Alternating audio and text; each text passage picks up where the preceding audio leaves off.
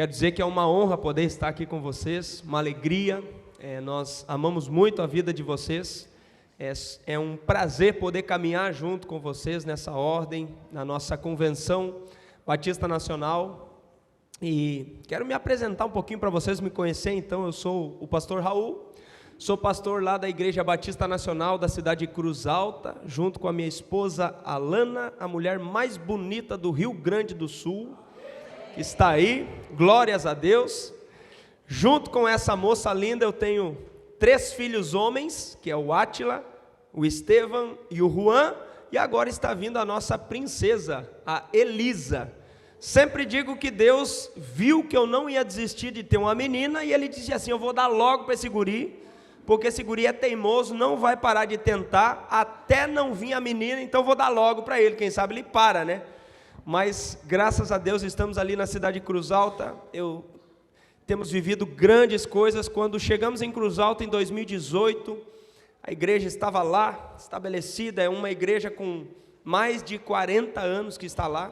Quem plantou a Igreja Batista Nacional de Cruz Alta foi o meu pastor, o pastor que me batizou lá há muitos anos atrás, 2012, nem é tanto. O pastor Valdemar Eschi plantou a igreja lá.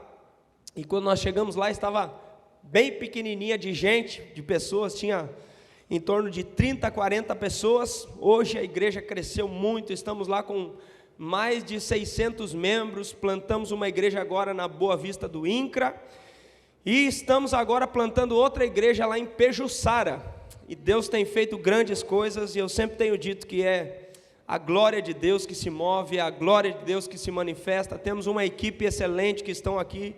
Essas aqui são as líderes mulheres que vieram junto conosco, e eu sempre digo que é importante, é fundamental você trabalhar e ter uma equipe que te auxilie, uma equipe que te ajude, uma equipe que pegue junto com você, uma equipe que entenda a visão que o Senhor derramou sobre a tua vida, e estão juntos. Então hoje, graças a Deus, a Igreja Batista Nacional de Cruz Alta tem crescido bastante, e o nosso sonho, o nosso alvo é rumo às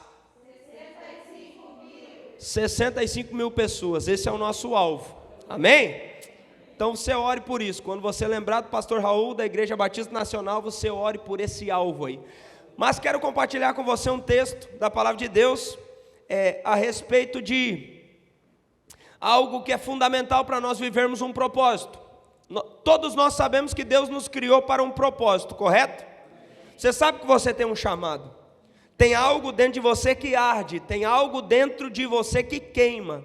Você sabe que Deus, Ele não criou você apenas para que você viva na face da terra, mas Deus, Ele te criou para cumprir um chamado, para cumprir um propósito, para que a glória dEle se manifeste na sua vida. Não é apenas para você frequentar a igreja, não, é para você manifestar o poder dEle onde você estiver, para que as pessoas possam vir para a igreja, fazer parte do corpo de Cristo.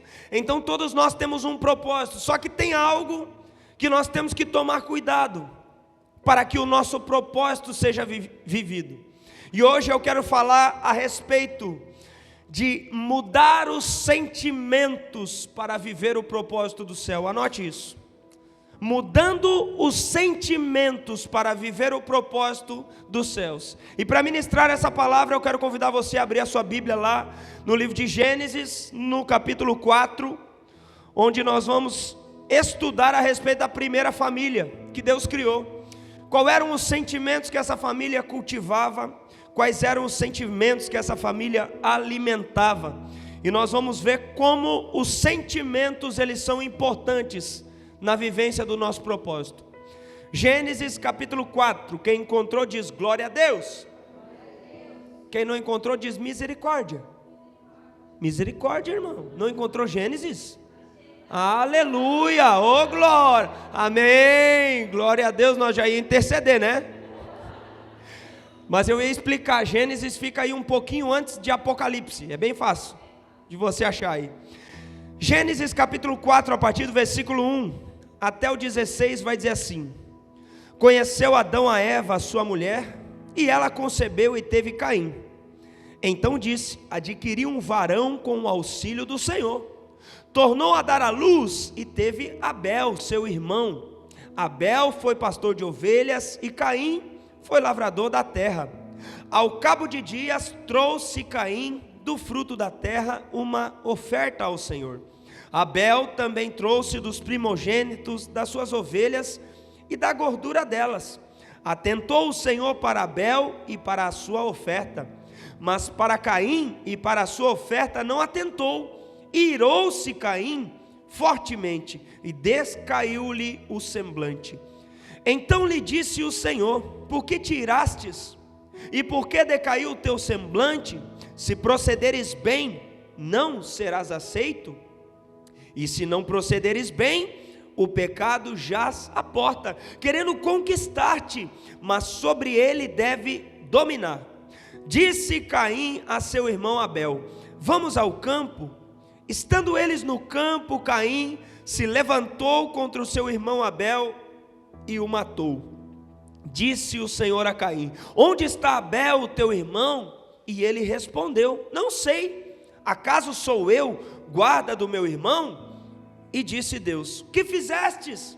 A voz do sangue do teu irmão clama a mim desde a terra. Agora maldito és desde a terra, que abriu a sua boca para receber das tuas mãos o sangue do teu irmão. Quando lavrares o solo, não te darás mais força. Fugitivo e errante serás pela terra. Então disse Caim ao Senhor: é maior o meu castigo do que eu possa suportar. Hoje me lanças da face da terra e da tua presença, e me esconderei, serei fugitivo e errante pela terra, e qualquer que comigo se encontrar me matará. O Senhor, porém, lhe disse: portanto, qualquer que matar a Caim será vingado 7 vezes. E pôs o Senhor um sinal em Caim, para que não o ferisse quem quer que o encontrasse. Então saiu Caim da presença do Senhor e habitou na terra de Nod, ao oriente do Éden. Amém? Feche teus olhos, curve sua cabeça, vamos orar ao Senhor. Senhor nosso Deus, nós queremos te agradecer por essa noite. Muito obrigado por essa palavra, Deus. Muito obrigado pela vida de cada pessoa que aqui está, cada família aqui representada, Deus. Obrigado pela igreja que está estabelecida aqui em Alvorada, Deus. Que o Senhor esteja nessa noite ministrando aos nossos corações através da tua palavra, e pedimos que a tua graça, Deus, seja sobre as nossas vidas, Pai. Em nome do Senhor Jesus, amém. Queridos, quando nós olhamos para o livro de Gênesis, nós podemos ver claramente que aqui é o início de todas as coisas. Eu preciso entender o livro de Gênesis para poder entender a respeito da criação de Deus, a respeito de como é que Deus formou o homem, de como é que Deus formou a mulher, de qual é o propósito de Deus para a família da terra. Quando eu olho para o livro de Gênesis, eu vejo aqui a primeira família sendo gerada. Quando eu olho para este livro, eu posso ver que ele é um livro que vai me dar entendimento a respeito dos outros 65 livros. Não basta eu ler apenas os outros livros da Bíblia, mas eu tenho que entender, ou seja, o princípio de todas as coisas. O princípio é fundamental para que nós possamos conhecer o restante, ou seja, Gênesis, ele é um alicerce teológico para a nossa vida cristã. Gênesis, ele é um alicerce para que nós possamos conhecer a respeito das Escrituras. E quando eu olho para este capítulo que nós acabamos de ler, nós vimos claramente a respeito de Caim e Abel, mas nós precisamos entender, antes desse acontecimento, quais foram as palavras que Deus liberou. Quando eu olho Deus criando o homem e a mulher, eu percebo que Deus, ele determinou uma lei para o homem e para a mulher. Deus os coloca lá no jardim do Éden, e Deus libera uma palavra, dizendo: de todo o fruto do jardim você pode comer livremente, porém do fruto do conhecimento e do bem e do mal, deste você não pode comer, porque quando você comer, certamente morrerás. E então nós conhecemos a história em Gênesis capítulo 3, quando o homem e a mulher comem do fruto, então eles caem no pecado, o pecado entra na vida deles, e a partir daquele momento a humanidade, ela é contaminada pelo pecado. E sabe o que eu aprendo aqui? É que eu não posso brincar com os limites que Deus estabelece para a minha vida. Deus, Ele plantou o homem e a mulher dentro do paraíso, dentro do jardim, só que Ele estabeleceu limites para eles. Vocês podem usufruir de tudo, vocês podem comer livremente de tudo, vocês podem estar na minha presença, na viração do dia eu estarei com vocês, mas tem algo que vocês não podem fazer. E sabe o que eu percebo? É que Adão e Eva, eles brincaram com os limites que Deus havia estabelecido. E aí então, lá em Gênesis capítulo 4, neste capítulo que nós acabamos de ler, nós vimos então os filhos de Adão e Eva sendo gerados depois do pecado, depois da contaminação, depois que eles caíram. E então quando Eva tem o seu primeiro filho, ela tem ali o seu primogênito, que se chama Caim. E então quando Eva recebe este filho, ela declara algo, ela libera uma palavra e ela diz: adquiri um varão com o auxílio do Senhor. Ou seja, Caim em hebraico significa adquirido. E então logo em seguida Eva tem um novo filho. Eva agora recebe o seu segundo filho. O segundo filho se chama Abel, que no hebraico significa fôlego. E nós precisamos entender o significado dessas palavras, porque Caim significa adquirido e Abel significa fôlego, porque tem um contexto aqui. Quando Eva recebe esses dois filhos, ela está declarando que tudo o que temos nós adquirimos, nós recebemos do Senhor.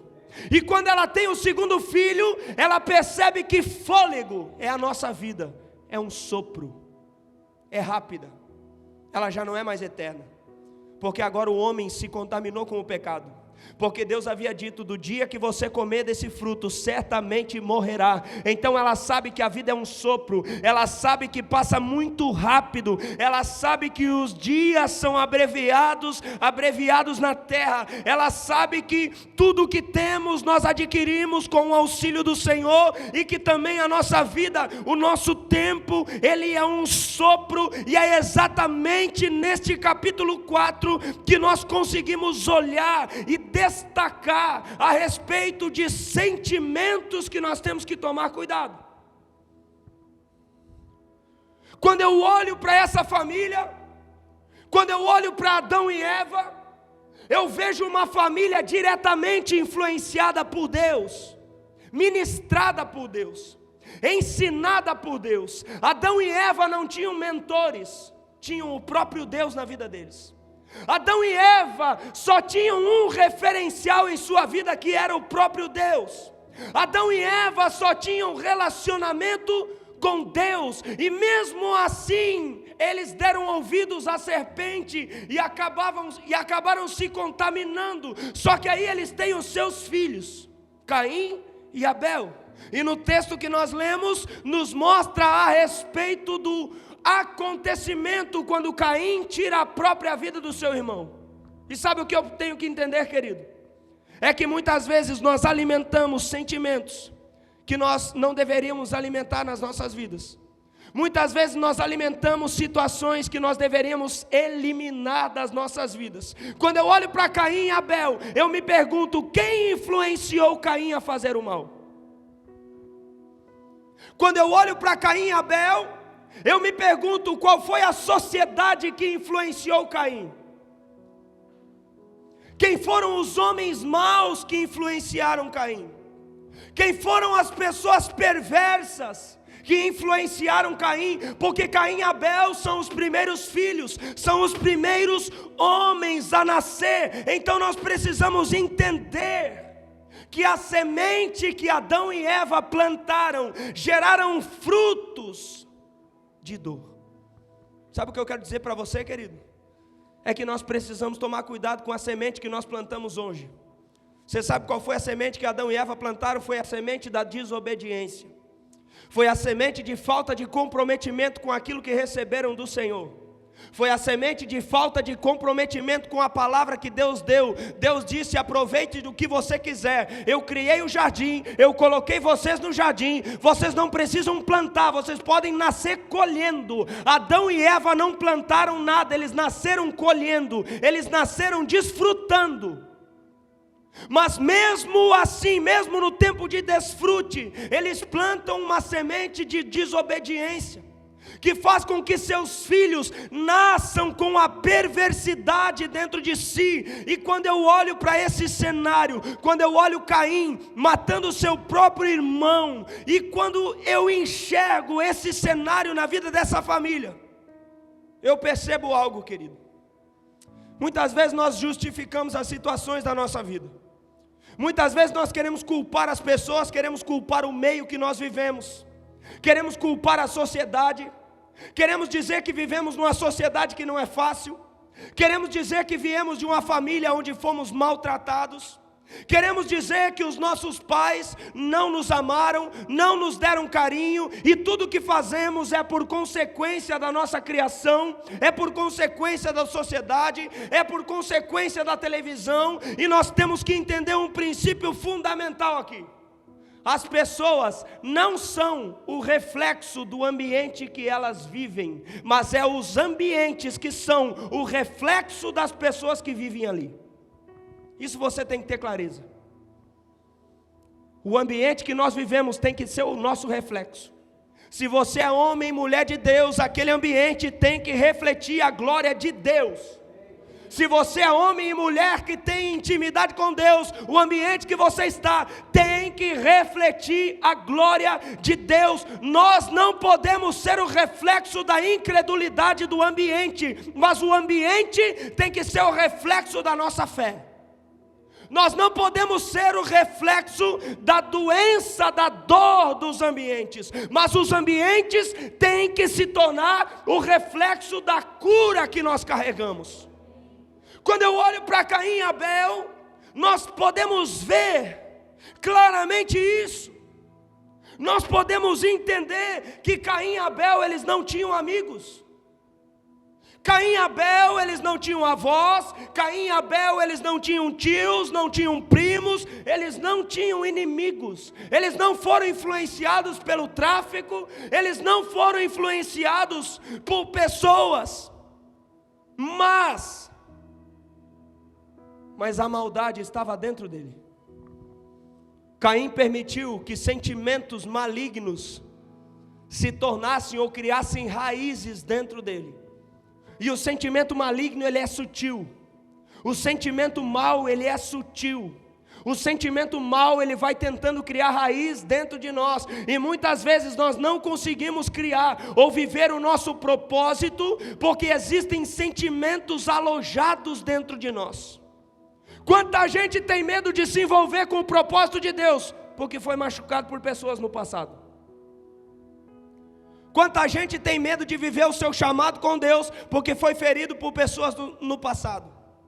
Quanta gente tem medo de se envolver naquilo que Deus tem, porque carrega dores do seu passado, carrega feridas do seu passado, carrega mágoas do passado, carrega sentimentos, e esses sentimentos são maus, porque Deus não vai te usar por causa daquilo que você carrega, Ele vai te usar por causa da graça dEle sobre a tua vida. Nós temos que entender claramente que esses homens não estão numa sociedade corrompida, mas eles estão corrompendo uma sociedade. Esses homens não estão numa sociedade má, mas Caim está carregando algo que é mal dentro do seu coração, e nós temos que ter clareza disso. Muitas famílias nos dias de hoje não são destruídas por causa de interferências externas, e sim por causa de sentimentos que carregam dentro de si, e sim por causa das dores que carregam dentro de si.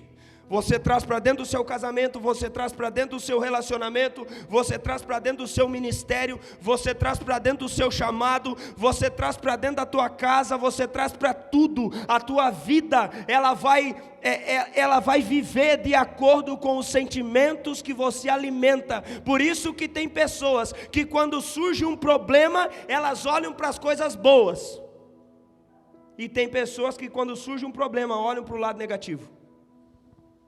Ou é só lá em Cruz Alta? O sentimento que você alimenta define a visão que você vai ter da sua vida, querido. O sentimento que você alimenta vai definir a visão de futuro que você vai ter.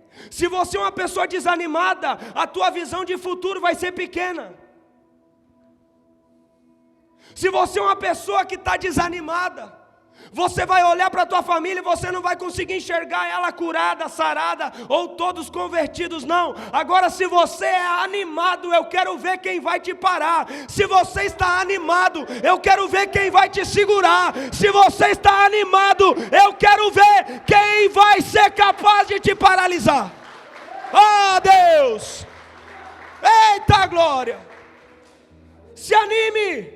Se anime, sorria, porque você é filho do Deus vivo, o Criador dos céus e da terra, o Alfa, o Ômega, o princípio e o fim, aquele que disse haja luz, e a luz se fez. Ele tem todo o poder em suas mãos. Se anime. Como que eu vou transformar um ambiente desanimado? Como que eu vou ganhar minha família desanimado? Como que eu vou ganhar o meu bairro desanimado? Como que eu vou trazer as pessoas para Cristo se eu estou desanimado? A fé é a certeza das coisas que não se veem. E eu tenho que entender que não enxergar não significa que não existe. Só que o inimigo fica colocando na tua mente, porque você não enxerga, ele fica dizendo isso não existe. Porque você não enxerga, ele fica dizendo isso é loucura da tua cabeça. Sabe o que eu quero dizer para você? Eu vim aqui para pregar para você hoje, porque eu quero te animar. Eu quero que você saia daqui hoje dando pulos. Eu quero que você saia daqui hoje sorrindo, alegre, falando em línguas estranhas na rua. Que você encontre o vendedor de pão, que você encontre as pessoas, que você encontre quem estiver caminhando na rua, e pelo teu sorriso eles possam ver que Deus tocou na tua vida. Ah, meu Deus! Pode aplaudir, minha irmã. Isso aí. Glória a Deus. Pega essa chave, meu irmão. Quando você for pregar num lugar, leve gente para aplaudir. Vai dar uma animada. Vai dar uma animada no negócio. Só que eles cobram um cachorro quente. Cada aplauso, eu pago um cachorro quente para eles. Você entendeu? Aí dá uma animada, dá uma motivada. Em nome de Jesus. Depois tem um cachorro quente na estrada ali. Sabe o que eu quero dizer, querido? Nós precisamos entender que quando eu olho para Caim e Abel, eu vejo dois homens criados na mesma casa, educados pelo mesmo pai, pela mesma mãe, que beberam do mesmo leite, que comeram a mesma comida, estiveram na mesma mesa. Só que, quando eu olho para esses dois, eu percebo que um alimenta um sentimento, o sentimento de adoração, o sentimento de adorar ao Senhor, o sentimento de glorificar ao Senhor. Fica tranquilo que eu sou mesmo, é assim sempre, viu? Vocês não me conhecem ainda, mas vão me conhecer. Fica na paz. É assim ou não é? Lá em Cruz Alta é assim ou não é? Sua, né? Depois a gente vende a toalhinha daí, baratinha, que geralmente os pastores ficam quando eu vou pregar em outros lugares, é 5 pila. E é bordado, e está escrito aqui, ó: Jesus te ama. É uma toalha evangelística. Querido, quando eu olho para esses dois homens, e eu quero que você entenda isso, fica muito claro, fica nítido, que Caim, ele carregava algo dentro dele, e Abel carregava um sentimento de alegria. Abel carregava um sentimento de adoração. Caim, ele deixou o problema de comunhão terrena afetar a sua comunhão com o céu. Sabe o que eu quero dizer para você? que quando a nossa comunhão terrena não funciona, o Wi-Fi com o céu para também. Porque a Bíblia diz que nós temos que amar a Deus sobre todas, e o nosso próximo como a nós mesmos. Sabe o que Deus está dizendo? Que eu preciso ter comunhão terrena para ter comunhão com o céu. Quantas vezes nós não vivemos o propósito de Deus por alimentar sentimentos, por quebrar a comunhão terrena, por quebrar aquilo que Deus estabeleceu sobre as nossas vidas, sentimentos malignos, sentimentos maus. Então nós temos que entender que quem alimenta o espírito de Caim jamais irá se alegrar com as conquistas dos outros. Como está o nosso relacionamento terreno com as pessoas? Como está o nosso relacionamento com aqueles que estão em volta? Como está o nosso relacionamento com aqueles que estão perto de nós? Como está o nosso relacionamento com as pessoas que estão sentadas ao nosso lado? Como está o nosso relacionamento com a nossa família, com a nossa casa? Você sabe o que eu preciso entender aqui, querido? É que muitas vezes os sentimentos maus que eu alimento, eles me afastam do propósito de Deus. É por isso que tem o texto que o pastor leu, Romanos capítulo 12, não se amolde, não vos conformeis com o presente século, mas transformai-vos pela renovação da vossa mente, para que experimenteis a boa, perfeita e agradável vontade de Deus. E o que eu quero dizer para você hoje é: analise quais são os sentimentos que você tem carregado. Você tem sido feliz? Você tem sido alegre? Você consegue se alegrar quando você se lembra do que Cristo fez pela tua vida? Você consegue se alegrar quando você se lembra da cruz, do sacrifício da cruz, do sangue vertido na cruz? Você consegue se alegrar quando você sai da sua casa e vem para o culto? Quando você enxerga a sua igreja? Quando você enxerga os seus pastores? Quando você enxerga os seus irmãos? Qual é o sentimento que vem dentro de você? E quando você inicia a semana na segunda-feira, qual é o sentimento que vem? É um sentimento de alegria? A alegria do Senhor é a nossa força. Deus é alegre, Deus é amor. A alegria do Senhor é a nossa força. A alegria do Senhor é a nossa força. Eu preciso entender que se eu quero adorar a Deus, eu preciso estar alegre. Se eu quero adorar a Deus, eu não posso alimentar sentimentos que vão me afastar da presença dEle. Se eu quero adorar a Deus, eu não posso alimentar situações que vão me tirar do meu propósito. Para você cumprir o teu chamado, você tem que ser alegre. Para você cumprir a tua vocação, você tem que carregar esperança. Para você cumprir o chamado que Deus tem estabelecido dentro de você, você tem que ter a certeza de que Ele está na tua vida, de que Ele está cuidando de você. Mas muitas vezes o inimigo coloca tristeza dentro de você, coloca amargura dentro de você, porque ele sabe que um amargurado não vai conseguir viver o seu propósito. Eu nunca vi alguém desanimado chegar ao fim de uma carreira. Mas eu já vi atletas, corredores, arrastando a perna, cheio de cãibra, correndo até o final da corrida, abraçado em alguém, às vezes se arrastando no chão, mas quando eles chegam lá na frente, eles sorriem, eles se alegram. Sabe o que eles dizem? Alcançamos a carreira. Quando eu olho para a vida do apóstolo Paulo, eu vejo ele dizendo: combati o bom combate, acabei a carreira e guardei a fé. O que você tem guardado? A fé ou sentimentos negativos? O que você tem guardado? A fé ou as dores da vida? Quantas vezes nós guardamos o que não devemos?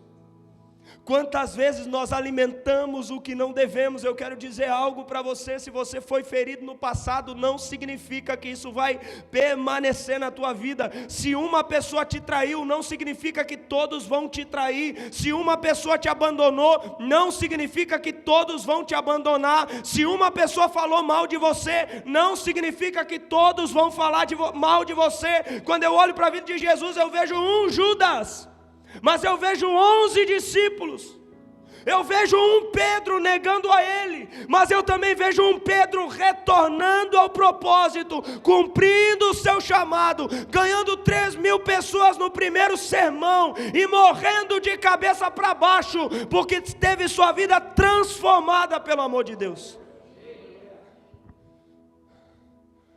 E hoje eu vim aqui para perguntar para você: o que você tem alimentado na tua vida? O que você tem guardado aí dentro de você?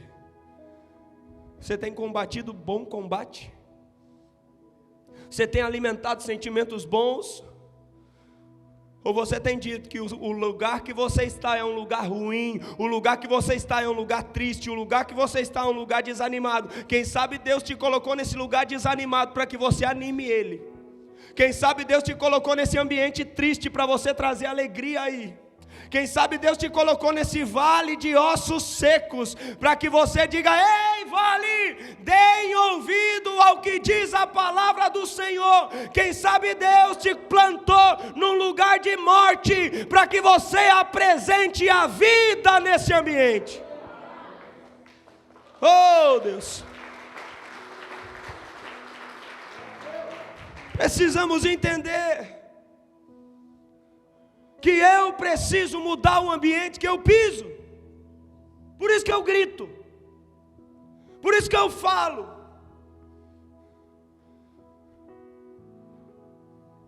Eu vim de uma família que não era cristã. A minha mãe saiu de casa muito cedo, casou com meu pai para se ver livre do meu avô. O meu avô era um homem muito violento, vivia mais preso do que solto. A minha mãe, ela sempre sonhou sair daquela vida onde ela cresceu apanhando, sendo espancada pelo meu avô. Desde pequenininha, meu avô trazia mulheres para dentro da sua casa, minha mãe apanhava dele, minha mãe era espancada por ele. Meu avô, um homem violento que bebia, cheio de vícios. E então ela pensou que quando ela se casasse tudo ia mudar. E então ela conheceu meu pai, muito cedo, muito jovem. Nessa época ela estava estudando em uma escola de freiras. E aí então ela decidiu se casar para ter o seu sonho de constituir uma família. E então ela casou-se com o meu pai. E logo no início do casamento meu pai já se perdeu em jogo de baralho, a ponto de perder tudo o que tinha no jogo. Perdeu o terreno, perdeu o dinheiro. Até que um certo dia ele chegou em casa, depois de ter perdido 1 ano de salário, 12 cheques do valor do seu salário, ele perdeu numa parada de pife. E eu me lembro como se fosse hoje, meu pai chegando para minha mãe, eu era pequeno, e ele olhou para ela e ele disse: eu preciso ajuda, eu não quero mais isso. E a minha mãe olhou para ele, ele barbudo, fedorento, sem tomar banho. E a minha mãe olhou para ele e disse: ei, para mim não adianta mais você falar ou prometer. Você tem que prometer para os teus filhos. Somos em 4 filhos lá em casa, 3 homens e uma menina.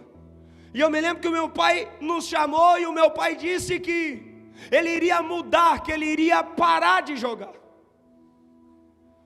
E eu enxerguei meu pai. Nós tínhamos uma casa de madeira dessas madeiras aqui, branca, com tinta óleo, e o meu pai lixou toda aquela casa com uma faca de serrinha. Quando dava vontade dele jogar, ele ia lá com aquela faquinha para tirar a tinta das paredes, para passar o desejo dele jogar. Ele levou tempo, ele levou mais de ano para ele conseguir se segurar e não voltar para as cartas, para o baralho. Eu cresci, nunca tive muitos limites na minha vida. Aos 14 anos o meu pai me expulsa de casa. Saí de casa cedo, me envolvi com quem não devia. Quando eu vi, eu estava viciado em drogas. Experimentei com 13, comecei a beber, comecei a usar drogas. E quando eu vi, eu estava sem conseguir sair sozinho. Conheci a minha esposa quando eu tinha 17 anos e ela foi a esperança da minha vida. Eu pensei, agora eu vou mudar, agora eu vou parar, agora eu vou construir uma família. Conheci minha esposa numa banda, ela dançava e eu era vocalista da banda na época. Mas aí, trabalhando na noite, mesmo sendo um ambiente onde tinham pessoas sérias, também tinham pessoas que não eram tão sérias. E eu acabei me perdendo, acabei me envolvendo e casamos em 2009, 2010 eu pedi ajuda dizendo que eu não aguentava mais. 1 ano de casado, eu disse, eu preciso ajuda. E então eu resolvi ir para um centro de recuperação. Na cidade de Santo Ângelo, 2010 eu me internei naquele centro de recuperação. Mas eu ouvia as pessoas dizendo, dos drogados que aqui passam, das pessoas que têm problema com dependência química, de cada 10, 1 consegue se recuperar. E eu falava bem baixinho, eu vou ser esse 1. Eu vou ser esse 1. Se é só meio, eu sou o meio. Se é 1/3, eu sou esse 1/3, mas eu não volto mais para aquela vida, eu vou sair dessa vida. Até que um certo dia, alguém chega lá no centro de recuperação, e o monitor nos chamou e disse, ei, tem um pessoal aí que querem fazer um culto. E eu disse, culto? Só pode que os crentes chegaram aí, vão pedir dinheiro. Se é pastor, só quer dinheiro do povo. Se é igreja evangélica, só quer dinheiro do povo, porque era essa a visão que eu tinha, de pastor e de igreja evangélica, porque eu não conhecia nenhuma instituição séria. Desceu aqueles carros lá numa descida, eles desceram lá, eles colocaram uma caixa de som e eles pediram para abrir a Bíblia, e eles disseram, abra a Bíblia em 2 Samuel capítulo 9, e ali eles começaram a ministrar a respeito de Mefibosete, neto do rei Saul, que na época o reinado era passado de pai para filho, e Saul desobedeceu a Deus, e Deus tira Saul do reinado e coloca Davi, o homem segundo o coração de Deus. Porém Saul morreu, seu filho Jonatas morreu, e o filho de Jonatas, chamado Mefibosete, foi parar num lugar chamado Lodebar, uma terra sem planos, uma terra sem sonhos. Mas um dia Davi mandou chamá-lo, e Davi disse que iria restituir tudo aquilo que Mefibosete havia perdido, todas as terras de Saul, tudo aquilo que Mefibosete havia perdido, porque Mefibosete ele tinha o direito de experimentar. Davi disse, eu quero mostrar o amor de Deus, se ainda há alguém da casa de Saul. E então naquele dia, eles ministraram essa palavra, e disseram, quem sabe hoje aqui tem gente com seus sonhos destruídos. Sabe como eu estava? Desanimado. Sabe como eu estava? Cheio de feridas na minha vida. Eu nunca ia conseguir me libertar das drogas, desanimado, ferido, magoado, machucado. Eu nunca ia conseguir ser livre, curado, falar abertamente, se eu não tivesse passado pelo tratamento com Deus, se Deus não tivesse sarado as minhas dores, as minhas feridas do meu pai, de ver meu pai brigando com a minha mãe, de lembrar todos os dias a cena do meu pai dizendo, hoje você não mora mais nessa casa. Se Deus não tivesse curado a minha vida, hoje eu não teria condições de estar aqui testemunhando. Sabe o que eu quero dizer para você? É que antes de você viver o sobrenatural, você precisa reconhecer o que está aí dentro de você. Você tem que reconhecer quais são os sentimentos. Eu tinha muita mágoa, eu tinha muita dor, eu chorava e dizia, por que meu pai me mandou embora? Eu chorava e dizia, por que as coisas acontecem comigo dessa maneira? Eu queria colocar culpa em tudo, eu queria colocar culpa em todos, mas quando a palavra de Deus entrou na minha vida, as coisas começaram a mudar. Eu comecei a voltar a sonhar, eu comecei a orar pelo meu casamento, pela minha esposa que estava decidida a me abandonar, e então eu comecei a decidir fazer o que tinha que ser feito. O tratamento durava 9 meses, e eu vi muita gente indo embora antes de se tratar, e eu dizia, eu vou terminar, Eu vou até o final, eu vou concluir, eu vou fazer o que for preciso. Terminei os 9 meses, saí do centro de recuperação, voltei para casa, voltei para lá, fiquei mais 3 meses fazendo um estágio, saí de lá.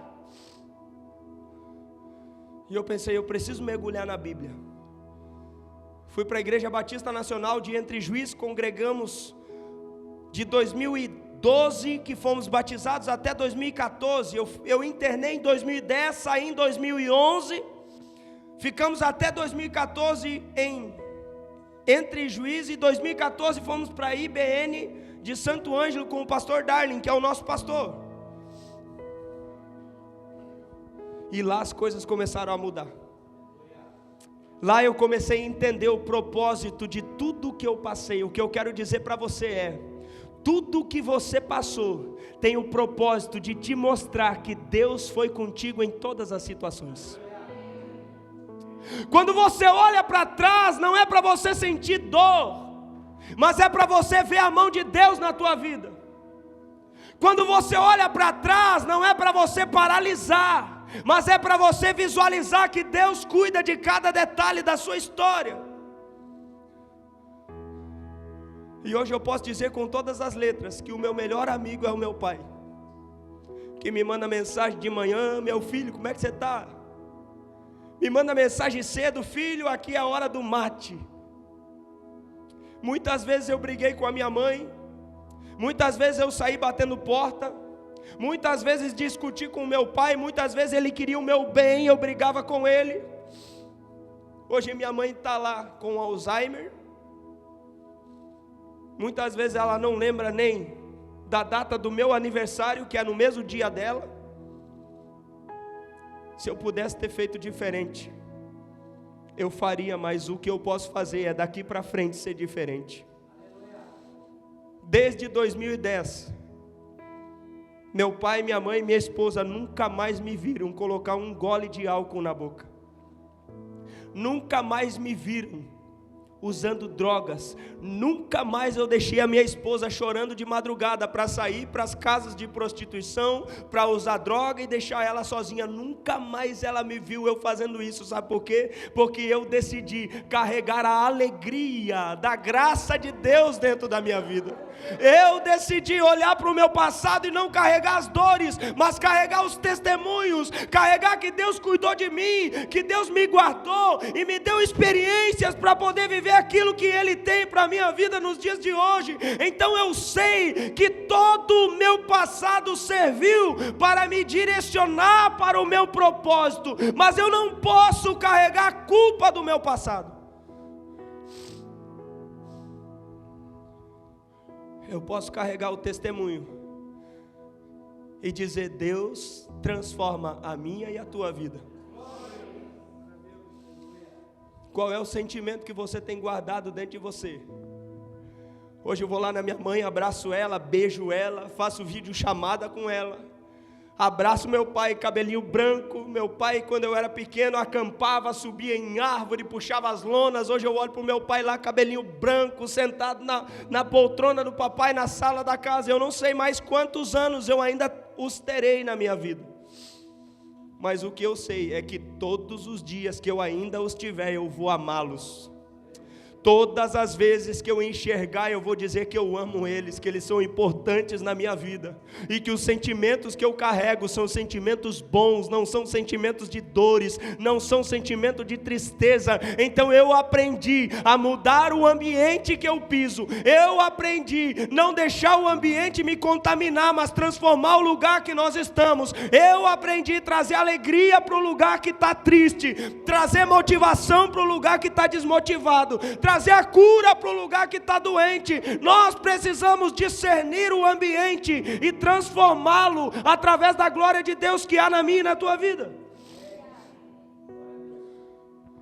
Jesus desceu num território de pecado, mas não foi contaminado pelo pecado. Jesus desceu num território de dores, mas ele não foi contaminado pelas dores. Jesus entrou na casa de pecadores, como na casa de Zaqueu, mas ele não foi contaminado pelos pecados de Zaqueu. Quando eu olho para a vida de Adão e Eva, Muitas vezes eu fico dizendo, meu Deus, que família que deve ter sofrido, que família que deve ter vivido uma tragédia para perder os seus 2 filhos. Então, quando eu olho para a vida de Adão e Eva, eu fico pensando, esse casal, ele deve ter desistido de sonhar. Porque se teve 2 filhos, um que foi bom e o outro que foi mal, e o mal matou o bom, eu imagino Eva deve ter desistido de sonhar. E quanta gente no lugar de Eva teria dito, a minha vida acabou. Quanta gente no lugar de Eva teria dito, não adianta mais querer ter filhos, porque eu perdi o filho bom. Sabe o que eu quero dizer para você? Ao longo da tua vida, o inimigo tentou matar as coisas boas que você gerou também. Ao longo da tua vida você gerou muitas coisas boas, assim como Eva gerou Caim, mas ela também gerou Abel. E nós também durante a nossa vida geramos coisas boas e geramos coisas ruins. Geramos coisas negativas e geramos coisas positivas. Porém, muitas vezes as coisas negativas querem matar as positivas. As negativas querem matar as coisas boas. E eu preciso entender que quando eu olho para a vida de Eva, por causa dos seus sentimentos, poderia desistir da sua vida. Poderia desistir do seu propósito. Sabe quem foi Eva? A mulher que foi gerada por Deus da costela do homem, porque Deus viu que não era bom que o homem vivesse só. Só que quando eu olho para a vida desse casal, eu preciso ir lá para Gênesis capítulo 4, versículo 25, coloca para mim aqui por favor, eu já estou finalizando. Gênesis 4, 25, o que diz aí na sua palavra? Tornou Adão a coabitar com a sua mulher, e ela deu à luz a um filho, a quem pôs o nome de Sete, porque disse ela, Deus me concedeu outro descendente em lugar de Abel, a quem Caim matou. Versículo 26 vai dizer, a Sete também nasceu um filho, a quem pôs o nome de Enos. Daí se começou a invocar o nome do Senhor. Querido, quando eu olho para esse capítulo 4, Enos, no hebraico significa raça humana, ser humano, humano. E a Bíblia vai dizer aqui que então a partir de Enos o homem, o humano, o ser humano contaminado pelo pecado, então ele começa a invocar o nome do Senhor. E sabe o que eu aprendo? É que chegou o tempo de Deus restituir, sarar as dores de Eva, curar as dores de Eva, dizer, Eva, você teve perdas na tua vida, mas eu quero gerar um novo tempo para você. Eva, você teve decepções, mas chegou o tempo de você se alegrar. Chegou o tempo de eu fazer algo novo na tua história. Você perdeu Abel, que era bom, que você amava, mas agora chegou o tempo de eu gerar Sete na tua vida. Chegou o tempo de novamente a raça humana se voltar para Deus. Ou seja, quando eu vejo Eva gerando Sete, eu vejo que chegou o tempo de esperança para aquela família. Eu quero dizer para você que por mais que você tenha perdido, por mais que você tenha se frustrado, por mais que você tenha se decepcionado, por mais que você tenha perdido as coisas que você gerou, hoje é chegado o tempo da restituição de Deus na tua vida. É chegado o tempo do novo de Deus para a tua vida. É chegado o tempo de ver a luz no fim do túnel. É chegado o tempo de viver algo novo, ou seja, é o tempo de desenvolvimento, é o tempo de crescimento, é o tempo de desfrutar daquilo que Deus tem preparado. O que é que tentaram matar na tua vida? Quem é o teu Abel? Quem é o teu Abel? São sonhos? São propósitos? Quem sabe matar o teu Abel E você até hoje fica dizendo não vale a pena sonhar. Eu quero dizer que está chegando o tempo de 7. Está chegando o novo do céu para a tua vida, está chegando o novo do céu para a tua família, para a tua casa. Não desanime, não desiste, não pare, não retroceda. Ei, não fique acreditando no que o inimigo coloca na tua cabeça, na tua mente, de dizer que ele matou aquilo que era importante para você. Não, Deus tem uma nova história, Deus sabe todas as coisas, Ele sabe o tempo de tudo. É o tempo de você viver o novo do Senhor, é o tempo de você voltar a sonhar, é o tempo de você acreditar, é o tempo de você voltar a viver aquilo que o céu tem preparado para a tua vida. Oh Deus!